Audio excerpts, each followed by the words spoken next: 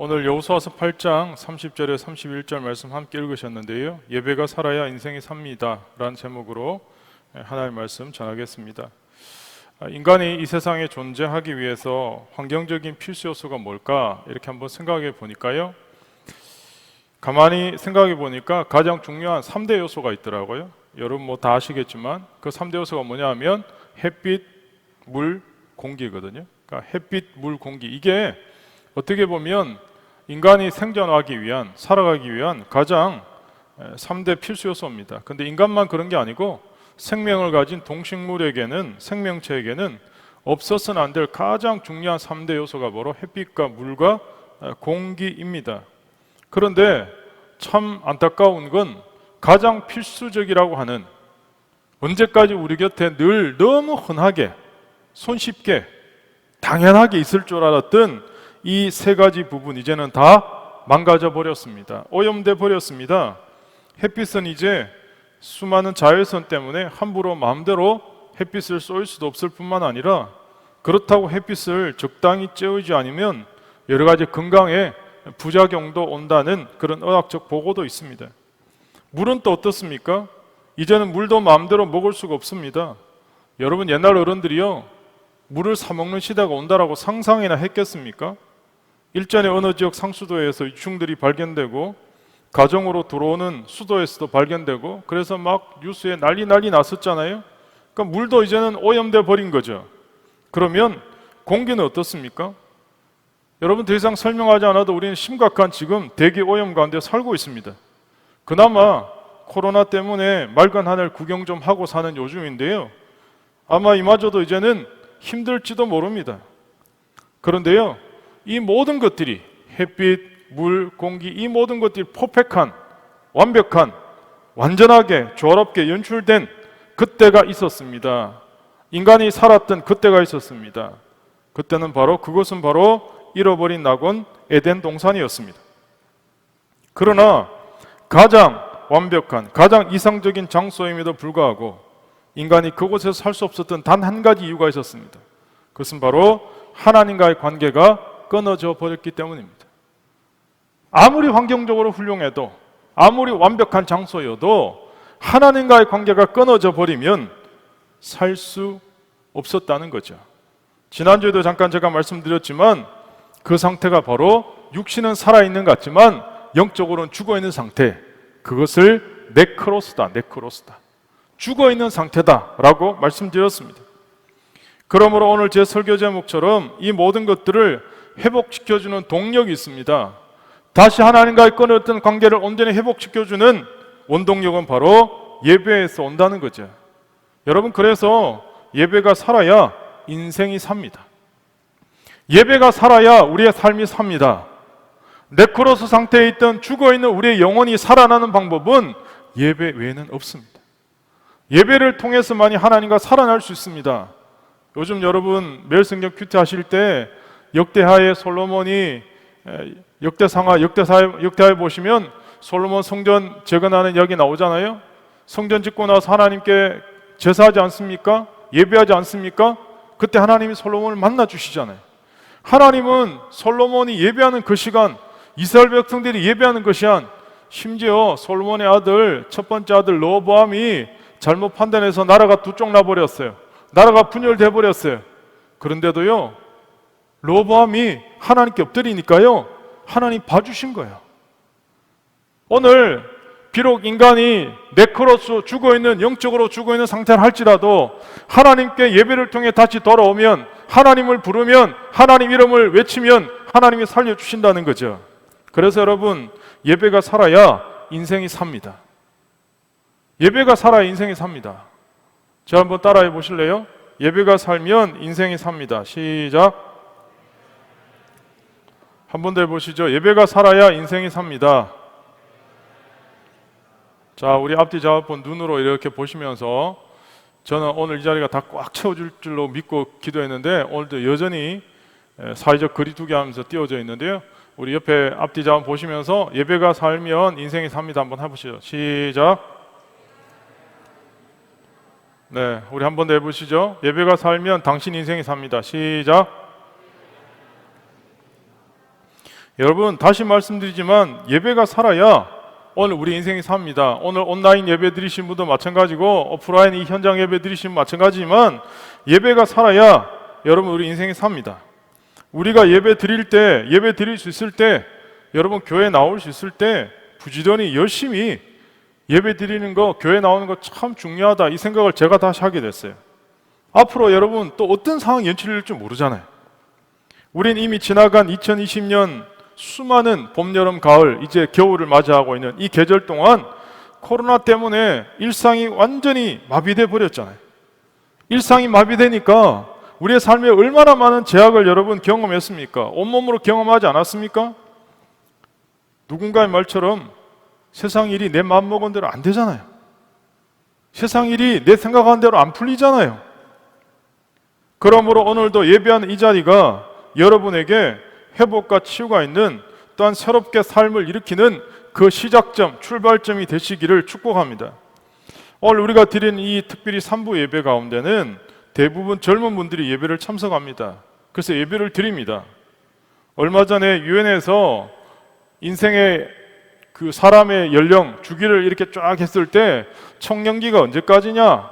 청년의 연령이 언제까지냐 보니까 유엔에 정한 청년 연령이 언제까지 아십니까? 65세까지입니다. 65세. 65세까지가 청년입니다. 그럼 오늘 예배 드리는 분들 중에 65세 이하인 분, 65세 이상인 분 손 들어보세요. 한 분도 없는 것 같은데 혹시 온라인에는 있을지 모르겠습니다. 65세 이하인 분들은 자기가 뭐라고요? 청년이에요. 청년. 별로 반응이 없으신 것 같은데 청년이라는 거예요. 청년. 여러분 청년이라는 거죠. 청년이란 무슨 뜻입니까? 어떤 분이 청년을 정의하기를 청년은 현존하는 미래다 그렇게 정의하셨는데요. 왜 그렇게 정의했냐면 청년 그 자체가 바로 미래라는 거예요. 미래. 그래서 한 나라의 미래를 예견하려면 그 나라의 젊은이들을 만나보라 그런 말이 있거든요. 그 나라에 가서 그 젊은이들이 무엇을 좋아하는지 무슨 말을 하는지 어떤 행동을 하는지 보면 그 나라의 앞으로의 장래를 알 수 있다 그런 거죠. 그만큼 청년의 시기가 소중하고 청년의 때만큼 중요한 타이밍도 없다라는 거죠. 다 사람들이 청년의 때가 너무 중요해, 청년의 시기가 너무 중요해라고 다 이야기합니다. 우리 아마 여러분 중에도 이야기 많이 들으셨을 거예요. 다 때가 있다. 공부에도 다 때가 있다. 그 말 수도 없이 들었는데 이게 안 들어오는 거잖아요. 제가 요즘 모 방송국의 프로그램을 이렇게 자주 듣는데요. 얼마 전에 들었던 간증 프로그램 출연했던 분이 시골에서 여러 형제들에 치이는 바람에 농사 짓고 이렇게 살다가 초등학교밖에 졸업을 못했어요. 그러니까 사회적으로 조금 이렇게 유명해졌지만 사람들이 자기가 초등학교 졸업했다는 건 아무도 모르는 거예요. 근데 자기가 초등학교 졸업했다라고 말도 못하는 거예요. 사람들은 자기가 다 대학교 졸업한 줄 알아요. 근데 이분이 교회 등록을 안 한 거예요. 교회는 가고 싶은데 왜 교회 등록을 안 했나? 교회 가니까 교회에서도 학력 적는 난이 있더라는 거예요. 학력 적는. 우리 교회는 있나 학력? 네, 우리 교회는 학력 없습니다. 다행히. 네, 사진도 안 붙입니다. 좋은 경험입니다. 학력. 그러니까 교회 가니까요 학력을 적으라 그러니까 자기가 초등학교밖에 졸업 안 했다는 걸 적을 수가 없는 거야. 근데 하나님한테 기도한 거죠. 하나님, 제가 대학 졸업이라고 적겠습니다. 그리고 제가 반드시 대학교 졸업장 따겠습니다. 그렇게 약속을 한 거야, 자기가. 그리고는 초등학교밖에 졸업 안 했는데 대학교 졸업했다고 쓰니까 사람들은 다 그렇게 알겠죠. 교회에서도 그렇게 알고 있고. 어쨌든 거두절미하고 이분이 나이 45세에 검정고시를 시작합니다. 중등 검정고시를. 그래서 지금 60이 넘으셨는데요. 어느 모 대학교 학장이 되셨어요. 45세 중학교 검정고시를 시작해서 고등학교 검정고시, 그 다음 대학교, 그리고 대학원, 석사, 박사. 그래서 지금은 모 대학교 교수가 돼 있어요. 교수가. 별로 안 놀라시는데. 나이 45세에도 국민학교, 초등학교 졸업장밖에 없어도 검정고시를 시작해서 다시 하나님의 은혜를 입어서 결단할 때 그런 일이 발생한다는 거죠. 그런데 정작 지금 청년의 시기를 지나가는 우리들은 이 시간이 그렇게 소중한지, 그렇게 중요한지 정작 자기 자신은 인식하지 못한다는 거예요. 어제 제가 여러 신문 기사를 보는 중에 가장 눈에 들어온 기사 중에 하나가 뭐냐 하면, 요즘 같은 코로나 시대 가장 힘들고 우울한 연령층이 어디냐? 90년대 후반, 20대. 근데 그 20대 중에도 여성층, 20대 초반 90년대생, 이 여성이 가장 힘들다, 그렇게 통계적으로 나와 있더라고요. 오늘 혹시 그 연령대에 있는 분들이 있으면 이따가 저한테 찾아오면 제가 기도라도 해드리겠습니다. 제가 해드릴 게 기도밖에 없어서. 제일 힘들다 그래요. 아마 예배 가운데서도 우울한 그림자에 묶여서 살아가는 수많은 청년들이 없을지 모르겠습니다. 여러분 혹시 프레젠트란 책 읽어보셨습니까? 프레젠트란 이 책의 이름이 선물이잖아요. 근데 또 다르게 번역되는 게 뭡니까? 현재 아닙니까? 현재. 다시 말해서 오늘 우리에게 가장 소중한 선물은 현재라는 거죠. 현재. 지나가 버린 과거도 아니고 아직 오지 않은 미래도 아니고 지금 현재가 나에게 그 자체로 가장 소중한 선물이라는 거죠. 근데 우리들 중에 아직까지 과거에서 벗어나지 못해서 괴로운 사람들이 참 많습니다. 과거의 실패가 자신을 끊임없이 괴롭히는 사람들도 있습니다. 예를 들어서 예전에 누군가에게 과거에 어느 한 순간에 상처받았다고 하면 평생 그 사람에 대한 미움으로 살아가는 사람도 있어요. 그리고 그 사람하고 비슷한 성향을 가진 사람 만나면 그냥 진저리가 나요. 진저리가. 사람이 싫은 거예요. 대부분 교회 다니다가 교회 다니지 않은 사람들 중에 이렇게 조사해 보니까요, 통계적으로 교회 다니는 사람들에 대한 상처를 안고 있는 사람들이 되게 많아요. 그래서 왜 그럼 지금 교회 안 다니냐 물어보면 거의 8, 90%는 옛날에 나갔던 교회에서 상처받아서 안 나간다는 거예요. 근데 여러분, 상처받은 건 과거잖아요. 희한하게 과거에 받았던 그 상처의 한 사건이 지금 현재와 내 미래까지 다 포박해버린 거예요. 장악해버린 거예요. 과거에 사업에 한번 실패한 사람이요, 실패에 대한 두려움 때문에 다시 재개할 엄두를 내지 못하는 경우도 참 많습니다. 하버드 대학에 난 세계적인 심리학자 중에 에릭슨이라는 분이 계시는데, 이분한테 기자들이 물었어요. 당신은 도대체 무엇 때문에 그렇게 학문에 열중하셨습니까? 그렇게 학문을 탐구하셨습니까? 물었을 때 뜻밖에도 이렇게 대답합니다. 저는 우리 아버지를 찾기 위해서 이렇게 공부했습니다. 이렇게 대답했다는 거예요. 이유는 이분이 태어날 때 아버지가 안 계셨어요. 아버지가 엄마랑 뱃속에 있는 이 아이를 버리고 도망간 거죠. 뭐 어쨌든 그래서 어린 시절부터 아빠 없다는 것 때문에 너무 기가 죽어 있었던 거예요. 그러자 엄마랑 주위 사람들이 와서 뭐라고 얘기하냐? 네가 어느 분야에선가 세계 최고가 되면, 그리고 세계적으로 유명해지면 떠나갔던 아버지가 반드시 너를 찾아올 거야. 그러니까요, 이분이 그때부터 그냥 그 말을 고지고대로 믿고 밤잠 안 자고 공부해서 당대 최고의 심리학자로 명성을 얻게 됐다는 거죠. 월가의 큰손인 조지 소로스도 마찬가지입니다. 자기가 오늘날 이 자리에 이토록 전력 투구할 수 있었던 것은 어린 시절 자기를 너무 괴롭혔던 친형 때문이라는 거예요. 어릴 때 형이 자기를 얼마나 괴롭히는지 못 살게 구는지 어린 시절에 조지 소로스가 서로 생각했다는 거예요. 와, 나랑 피를 나눈 저 친형도 이렇게 나를 괴롭히는데, 저렇게 지독한데 앞으로 내가 살아갈 세상은 얼마나 더 힘들까, 무서운 것일까. 내가 세상에서 밀리지 않으려면 목숨 걸고 노력해야 되겠다. 그러고는 결심하고는 그때부터 죽기 살기로 열심히 살았다는 거예요. 그래서 지금은 오히려 어릴 때 자기를 괴롭혔던 형한테 감사한다고 그렇게 고백한 적이 있습니다. 여러분, 우리는 부정적인 경험이 긍정적인 결과를 낳았으니까 좋은 게 아니냐 그렇게 속단하기 쉽지만 사실은 그렇지 않습니다. 회복되지 않은, 치유되지 못한 영혼의 상처를 그대로 안은 채 성공의 위치에 서게 되면, 성공의 언덕에 서게 되면 그때부터 리더는 수많은 사람들에게 상처와 고통을 안겨주기 때문에 그렇습니다. 여러분 지금 어떻습니까? 우리는 우리의 과거를 세상적인 방법으로, 인간적 방법으로 해석하거나 풀려고 하는 게 아니에요. 오늘 우리 마음속 깊은 곳에 있는 과거의 암호들을 지금 어떻게 현대의 의문점을 해결해 나가느냐, 대단히 중요하다는 거예요. 그런 의미에서 첫 번째, 여러분 과거를 있는 그대로 인정하고 고백하는 단계가 참 중요합니다. 오늘 우리가 과거에 있었던 일을 없었다라고 이야기할 수 없잖아요. 부정할 수 없잖아요. 그래서 여러분 과거로부터 도망치시면 안 됩니다. 서로 주변에 있는 사람들이 눈치 없이 나의 과거를 함부로 이야기해서 또 상처받는 일이 있다 해도 그냥 끄집어내서 나의 아픔을 주는 일이 있다 해도 담담하게 담대하게 여러분 받아들이는 연습을 하셔야 됩니다. 두 번째는 용서해야 됩니다. 나에게 상처를 주었던 사람들 용서해야 됩니다. 더 나아가서 내가 상처를 주었던 사람에게 용서를 구해야 됩니다. 다시 말씀드리지만 용서는 우리 자신을 위한 하나님의 최고의 처방법이라는 거예요. 용서는 상대방을 위한 처방법이 아니고 나를 살리게 위한 하나님의 최고의 최선의 처방법입니다. 그래서 여러분 용서하셔야 숨쉬고 살 수 있습니다. 세 번째는 여러분 선포하셔야 돼요. 뭘 선포하셔야 돼요? 나는 주님 안에서 자유해졌습니다.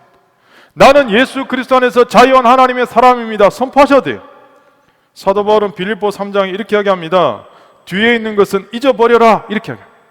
이미 지나간 거, 이미 다 끝난 거 잊어버려라 그렇게 이야기합니다. 뒤에 있는 거 잊어버리란 말은 과거를 무시하고 부인하란 말이 아니고요. 사실 그렇죠. 인간이 어떻게 과거를 완전히 기억해서 지워버리겠습니까? 생각나는 걸 계속해서 자꾸 올라오는 걸 오라통이 치미는 걸 여러분 성경에서 뒤에 있는 것은 잊어버리라고 하는 이 의미는 이제 더 이상 과거의 상처에 의해서 당신의 삶이 지배받지 않도록 하십시오 이 뜻이에요. 이미 지나가버린 이미 끝나버린 과거의 어떤 사건이나 상처가 현재의 나의 삶을 지배하지 않도록 그렇게 사십시오. 그게 바로 뒤에 있는 것은 잊어버리라 이 뜻이에요. 하나님은 우리에게 늘 말씀하십니다. 우리가 하나님께 회개하기만 하면 하나님 뭐라 말씀하세요? 내가 더 이상 너의 죄를 기억하지 않겠다 이렇게 말씀하세요. 여러분 하나님 우리 죄를 기억하지 않겠다는 건 하나님 무슨 기억상실증 걸리겠다 이런 뜻이 아니고요. 하나님이 더 이상 그 죄 때문에 우리를 벌하지 않겠다는 뜻이에요. 하나님이 그 죄 때문에 우리를 벌하지 않겠다. 내가 너의 과거로부터 더 이상 그 죄로부터 너의 관계를 단절하고 내가 너를 대하는 태도가 더 이상 달라지지 않을 것이다. 이제부터 내가 너를 사랑하겠다 말씀하셨는데 그런데 우리는 정작 우리 자신을 용서하지 못하고 살아요. 과거는 바꿀 수 없지만 과거가 지니고 있는 의미는 여러분 해석은 바뀌는 겁니다. 창세기 마지막 네 번째 족장인 요셉이 그랬잖아요. 형들이 자기를 미워해서 애굽으로 노예로 팔아버렸잖아요. 근데 여러분 형들을 원망하고 살아야 되고 정말 그 원수 갚으려고 복수심에 정말 이를 부득부득 갈아야 되는데 요셉이 자기의 과거를 어떻게 해석합니까? 신앙 안에서 해석하잖아요. 하나님이 우리 가족을 우리 민족을 열방을 살리기 위해서 나를 애굽에 보내셨다 이렇게 해석하잖아요. 과거의 한 사건은 과거에 있었던 상처는 지우개로 지울 수 없습니다. 삭제할 수 없습니다. 그러나 해석이 달라지는 거예요. 해석이 바뀌는 거예요. 그래서 여러분 우리는 계속 하나님을 만나야 돼요. 우리가 하나님 앞으로 계속 와야 돼요. 우리가 오늘도 예배 자리를 놓치면 안 돼요. 왜? 오늘 우리의 과거에 있었던 상처와 모든 삶을 재해석하고 다시 일어날 수 있는 비결은 예배를 통해서 하나님을 만나 이게 가능하기 때문에 그렇습니다. 그래서 여러분 저는 목사로서 특히 오늘 이 시대를 살아가는 청년 여러분, 젊은이들 앞에 계속해서 강조하는 저의 말 중에 하나가 젊을수록 하나님을 믿음으로 경험해야 된다. 젊었을 때 쌓아야 될 스펙은 토익 토플 점수가 아니고요.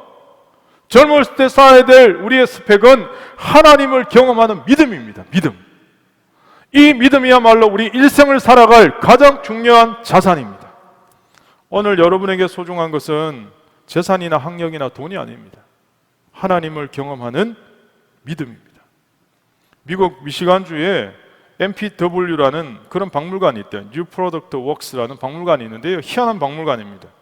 이곳에 가면 무연 담배나 무색 콜라나 스프레이식 치약 이런 여러 가지 종류들이 있대요.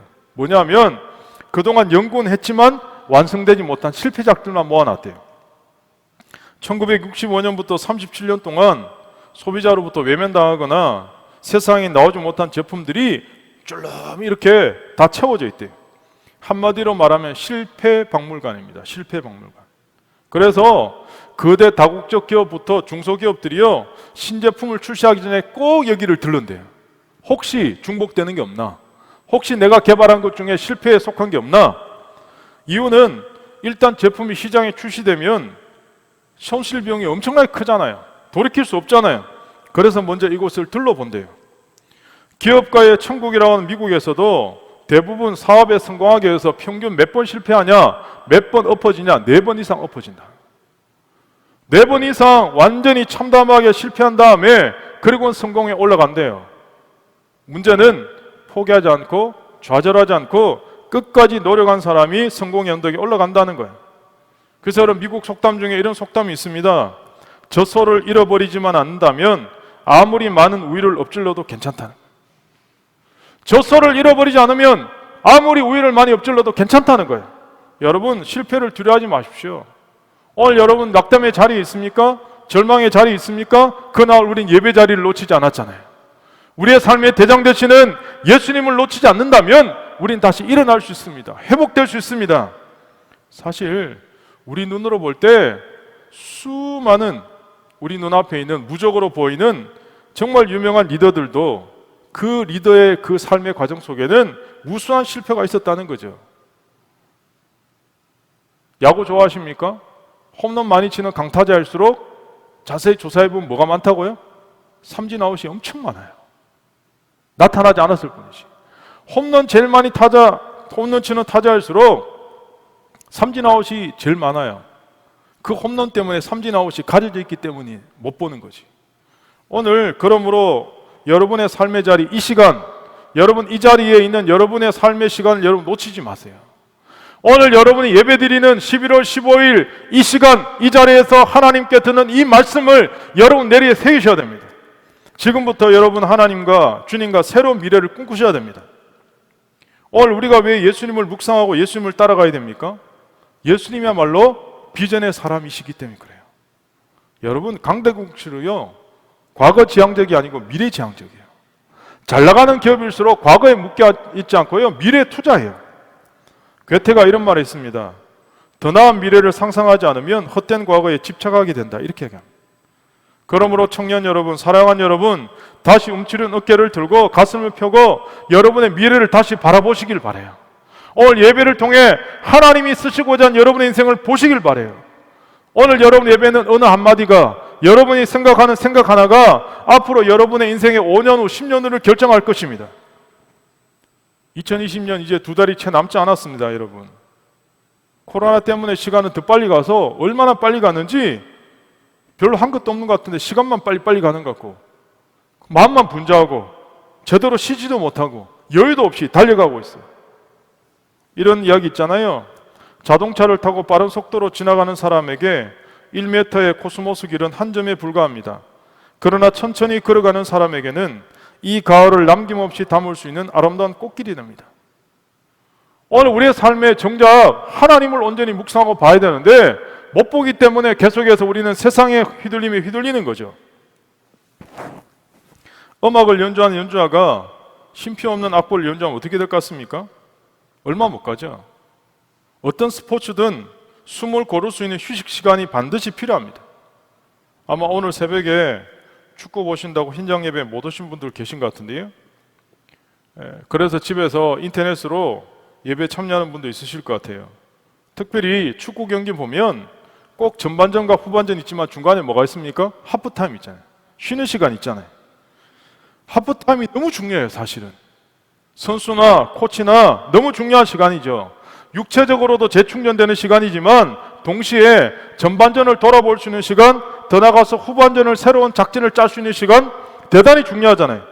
아무리 준비를 잘하고 뛰어도 여러분 실전에 전혀 예상치 못한 변수들이 항상 나오거든요.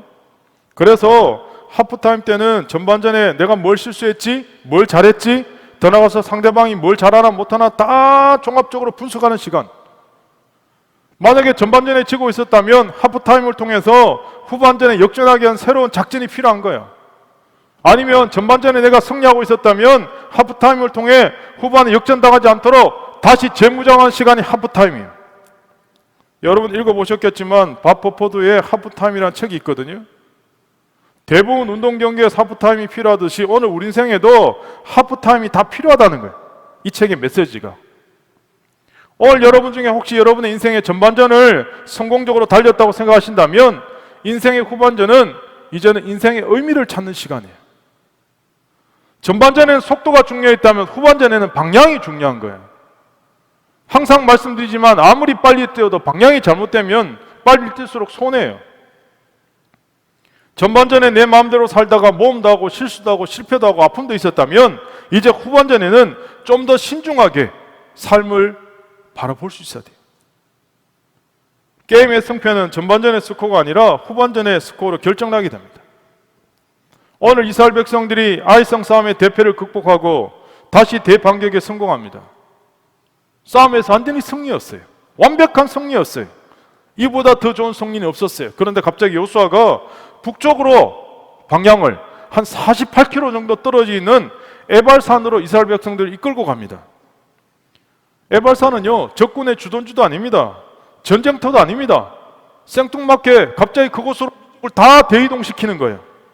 사실 여러분, 이 사건은 이스라엘 백성에게 이 뭐야? 갑자기? 그런 상황이 연출되는 거예요. 속전속결이 생명인 전쟁터에서 승기를 잡았으면 밀어붙여야 되잖아요. 계속해서 정복전쟁 해야 되잖아요. 그리고 지금 가나안 칠족속들도 지금 이스라엘 백성들이 언제 쳐들어오지 지금 바짝 긴장해서 지금 긴장하고 있는 상태예요.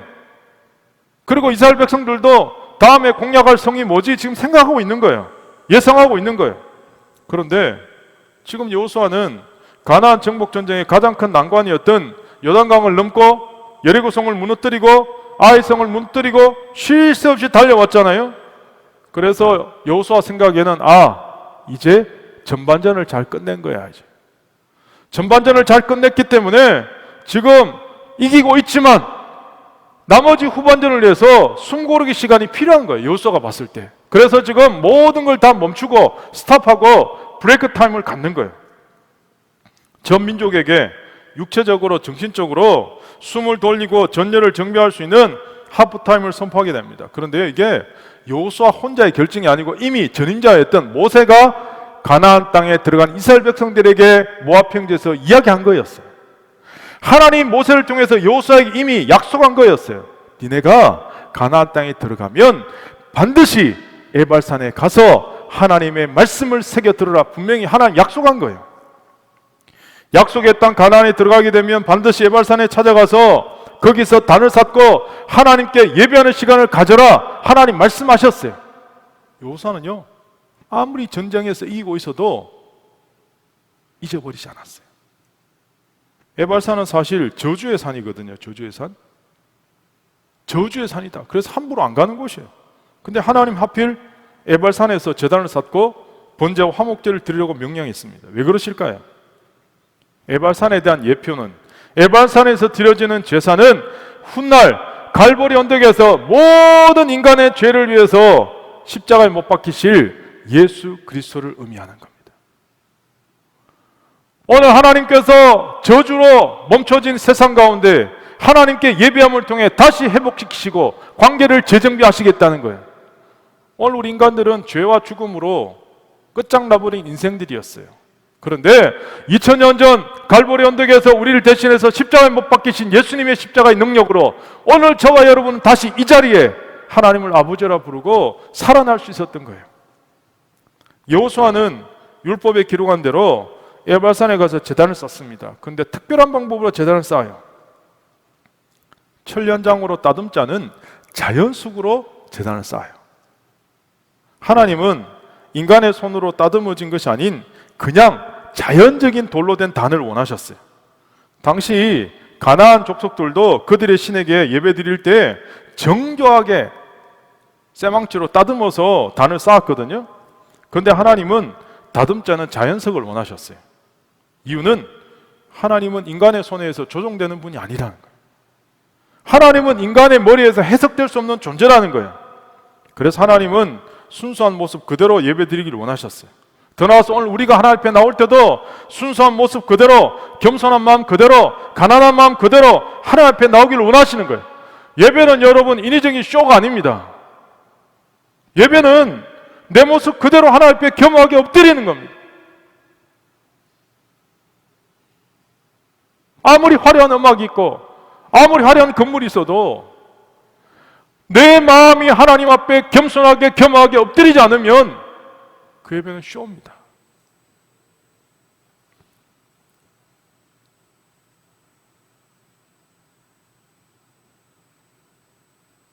최근에 회자되었던 우리나라의 최고의 가수로 간 어떤 분이 테스 형 왜 이래 이런 노래나 부르잖아요.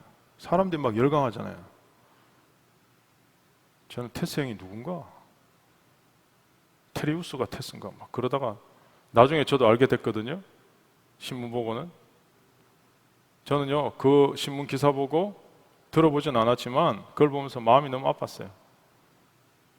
테스 형 왜 이래 그러지 말고 주님 왜 이러십니까? 예수님 어떻게 할까요? 이렇게 했으면 더 좋았을 텐데 참 불쌍한 인생이다. 예수님을 모르니까 테스 형한테 물어보라 그러지. 테스 형한테 묻고 있지. 이게 직업병이거든요. 목사는 그런 생각합니다. 전쟁을 멈추고 다른 모든 것을 제쳐둔 이스라엘 민족들이 에발산에서 지금 제단 쌓고 하나님께 예배하거든요. 여러분 한번 상상해 보세요. 여러분과 똑같이 지금 저주로 얼룩진 그 산에서 자연 속으로 된 단을 쌓고 지금 이스라엘 전 민족이 여호수아를 필두로 예배하고 있어요. 여러분과 똑같이 지금 예배하는 거예요. 그 모습을 여러분 머릿속에 한번 상상해 보세요. 가나안 정복 전쟁이 중요하지 않는 게 아니고 무엇보다 하나님과의 관계가 중요하기 때문에 지금 예배하는 거예요.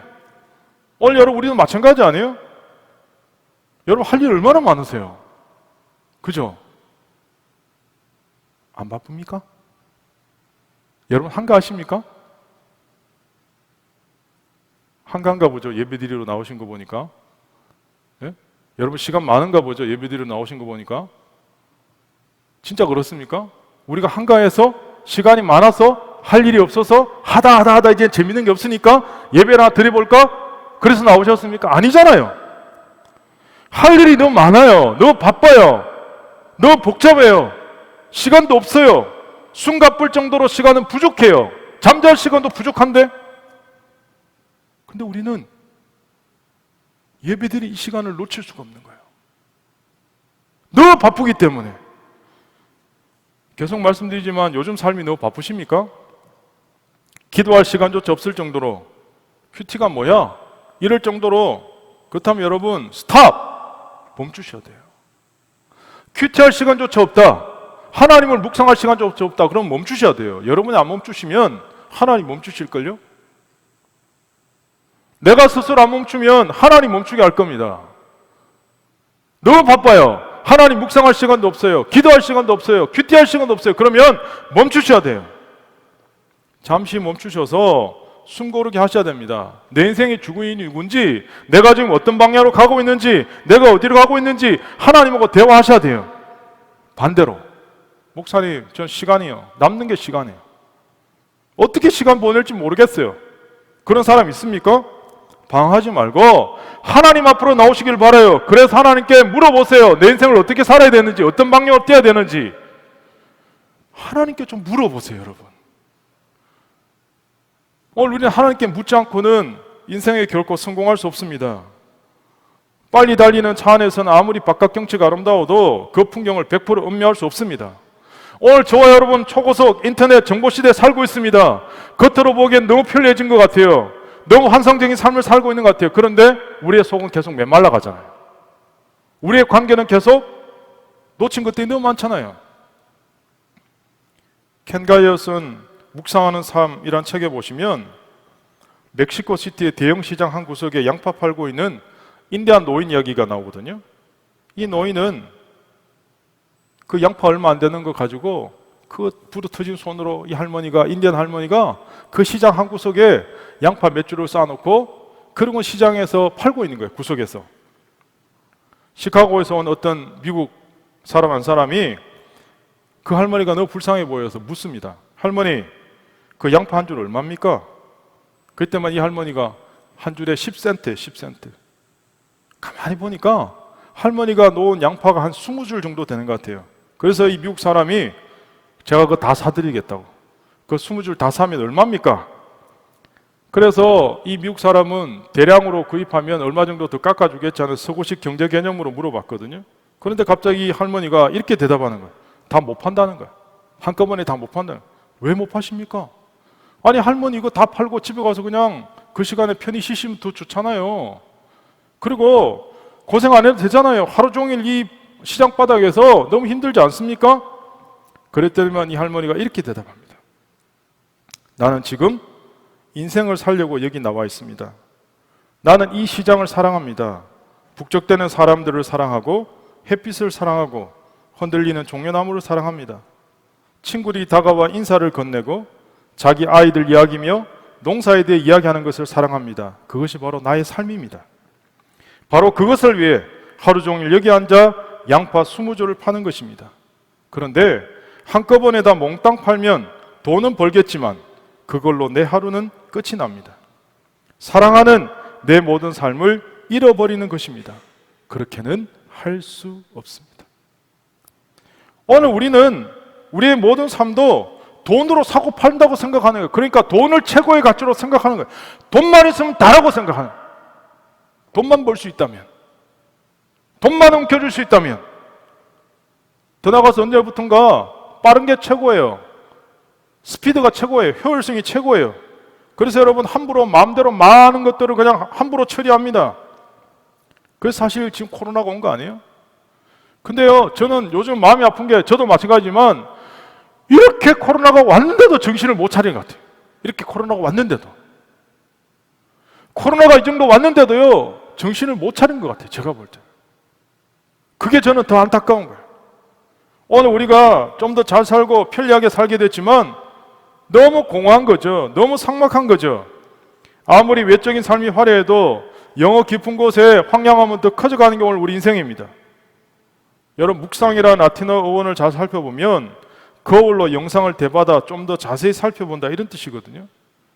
오늘 우리가 말씀을 묵상한다, 매일 성경을 묵상한다라는 건 삶의 하루 중에 사물과 사람과 자신과 하나님을 좀 더 깊이 바라보는 시간을 말해요. 오늘 이스라엘 백성들은 단을 쌓고 하나님께 예배를 드립니다. 그리고 하나님 말씀을 그 돌 위에 기록합니다. 당시의 고대 중동 지역에서는 왕들이 자기의 치적을 자랑해서 돌에다가 석고를 쫙 바른 다음에 자기의 군사적 위협을 쫙 기록하는 게 위대함을 축하하는 게 관례였거든요. 애굽의 피라미드도 마찬가지 아닙니까? 자기의 업적을 과시하게 한 거 아닙니까? 그런데 가나안의 가장 강한 성들을 무너뜨린 이스라엘군의 지도자 여호수아는 그 단위에다가 뭐 하는 거예요? 자기의 치적을 기록하는 게 아니고 하나님의 말씀을 기록하는 거예요. 하나님의 말씀을. 왜 그랬을까요? 여호수아는 오늘 이 가나안 성에 여리고성을 무너뜨리고 요단강을 건너고 아이성을 이겼던 건 우리 힘이 아니에요. 내 힘이 아니에요. 내 능력이 아니에요. 하나님이 하셨다는 거예요.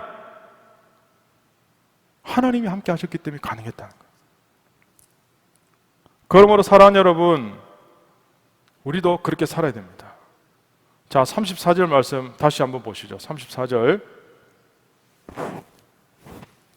34절 말씀 우리 다시 한번 읽겠습니다. 시작.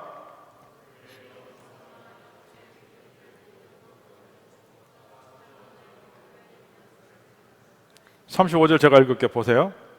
모세가 명령한 것은 여호수아가 이스라엘 온 회중과 여자들과 아이와 그들 중에 동행하는 거류민들 앞에서 낭독하지 아니한 말이 어떻게 해요? 하나도 없었다. 모든 백성들이 하나님 말씀을 지금 다 듣고 있어요. 오늘 우리가 시간이 아무리 걸려도, 아무리 힘들어도, 아무리 바빠도 우리의 영혼 속에 하나님 말씀을 새기는 일을 여러분 잊어버리시면 안 됩니다. 시편 37편 31절에 그의 마음에는 하나님의 법이 있으니 그의 걸음은 실족함이 없다 그랬어요. 우리의 영혼 속에 하나님 말씀을 새긴 사람은 어둠을 걸어갈 때도 하나님 말씀이 우리 발에 등불이 되어줄 것입니다. 실족하는 일이 없을 겁니다. 지금 여러분은 삶의 자리에서 하나님 말씀을 얼마나 가슴에 새기고 사십니까? 말씀을 새긴 일이 다 끝나죠? 여호수아는 모세가 지시했던 대로 이스라엘 백성을 두 그룹으로 쫙 나눠요. 북쪽 에발산과 남쪽 그리심산에. 북쪽 에발산에다가는 누구를 세우냐면 르벤, 갓, 아셀, 스불론, 납, 답달리. 그리고 그리심산에는 시몬, 레위, 유다, 이사갈, 에브라임, 므낫세, 베냐민 지파 이렇게 딱 지파를 세우는 거예요. 두 산 사이에 있는 게 뭐냐? 세겜 골짜기거든요. 세겜 골짜기. 세겜 골짜기에 누가 서 있냐? 레위 제사장들, 레위인들이 언약궤를 메고 서 있어요. 여러분 상상해 보세요. 이제 산에 에발산과 그리심산에 지파를 나눠서 세웠죠. 그리고 그 골짜기 세겜 골짜기에 레위 제사장들이 하나님 임재를 상징하는 법궤 메고 있죠. 그 상황에서 모든 이스라엘 백성의 눈길은 어디를 가 있냐? 하나님의 세겜 골짜기에 있는 제사장들이 메고 있는 법궤, 언약궤 눈길이 가 있는 거야. 여호수아는 거기서 뭐하냐? 큰 소리로 하나님의 축복과 저주율법을 선포하는 거야. 성경학자들은 그 골짜기가 자연적인 음향 조건이 너무 좋아서, 우리 교회도 음향 조건 좋지만 마이크가 없어도 사람들이 하나님 말씀을 다 잘 들을 수 있었대요. 여러분, 아무도 하나님 말씀을 듣는 시간에 다른 거 하지 않았어요. 민족 지도자들도 제일 앞에 서서 하나님 말씀에 귀 기울였어요. 하나님 말씀을 안 들어도 될 만큼 완벽한 인간은 세상에 하나도 없습니다. 하나님 말씀을 안 들어도 될 만큼 충분한 인간은 한 사람도 없습니다. 하나님을 바라보고 하루 종일 말씀을 가슴에 새기고 말씀을 듣는 이스라엘 백성의 모습을 여러분 상상해 보십시오.